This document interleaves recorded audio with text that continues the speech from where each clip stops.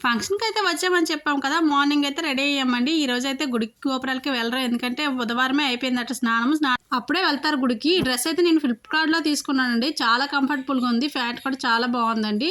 చాలా స్మూత్‌గా ఉందనమాట. లింక్ అయితే కిందన కామెంట్ చేస్తాను చూడండి. ఇంకా నెక్స్ట్ అయితే భోజనాలైతే 12:30కే పెట్టేసారు భోజనాలు. భోజనాలైతే చాలా బావున్నాయనమాట. ఇంక పిల్లలు నేను పడుకోవడానికి వెళ్ళామనమాట. మా పిల్లలైతే అది వద్దు, ఇది వద్దు అంటారు. కానీ నేను ఆకులో ఏస్తానండి. ఎందుకంటే మళ్ళీ కావాలని వెనక్కి పంపిస్తారనమాట.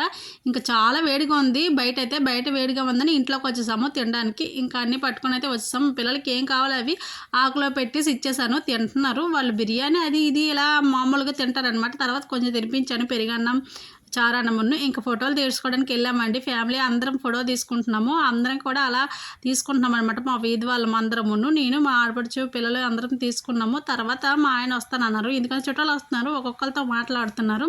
ఫోటోలు తీసుకున్నాం. ఇదిగోండి ఫంక్షన్ ఈ అమ్మాయిదని. ఈ అమ్మాయి పేరు సీత అనమాట. తర్వాత మా ఆయన వచ్చారు. ఫోటో తీసుకున్నాం అనమాట. అటు ఇటు సత్తున్నాడు కెమెరా మ్యాను. ఫోటో తీసుకున్న తర్వాత చుట్టాలు అందరూ వచ్చారనమాట. కొంతసేపు మాట్లాడేసి ఇంకా ఆ రోజు 3:30 ఇలా అయిపోయింది. ఇంకా బయలుదేరాలి కదా! నెక్స్ట్ రోజు డ్యూటీకి వెళ్ళాలి మా ఆయన అయితే మాత్రం. ఇంక బయలుదేరిపోయామండి. చాలా వేడిగా ఉందండి. ఇంక బయలుదేరిపోయిన తర్వాత మా ఊరు నుంచి రిటర్న్ వచ్చేటప్పుడు అయితే త్రోవలో అయితే సింహాద్రప్పని గుడి ఉంటుందంట. ఈ గుడి దగ్గర అయితే మేము కంపల్సరిగా ప్రతిసారి వచ్చినప్పుడు ఆగి దండం పెట్టుకుని అయితే బయలుదేరుతాం. టెక్కల్లో మా ఫ్రెండ్ వాళ్ళు ఎక్కుతున్నారనమాట. ఇక్కడ డ్యూటీ చేసే వాళ్ళనమాట. వాళ్ళు కూడాను. వాళ్ళైతే వచ్చారండి. ఎందుకంటే వాళ్ళు వెళ్ళారు. మేము వెళ్ళేటప్పుడే వెళ్ళారు. వాళ్ళు ట్రైన్కి వెళ్ళారులేండి. ఉదయం వెళ్ళారు. మేము మధ్యాహ్నం వెళ్ళాము. రిటర్న్ వచ్చేటప్పుడు కలిసి వచ్చేద్దామని ఇంకా ఫోన్ చేశారు. అందుకనే రమ్మని చెప్పాము. ఇంకా మేమైతే వచ్చేసాము కలిసి అనమాట.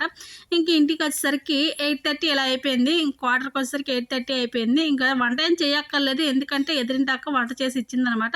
ఇంకా తినేసి పడుకోవడమేనే. ఓకే ఫ్రెండ్స్, నచ్చితే లైక్ చేయండి, షేర్ చేయండి, సబ్స్క్రైబ్ చేయండి. Bye bye. Thank you for watching.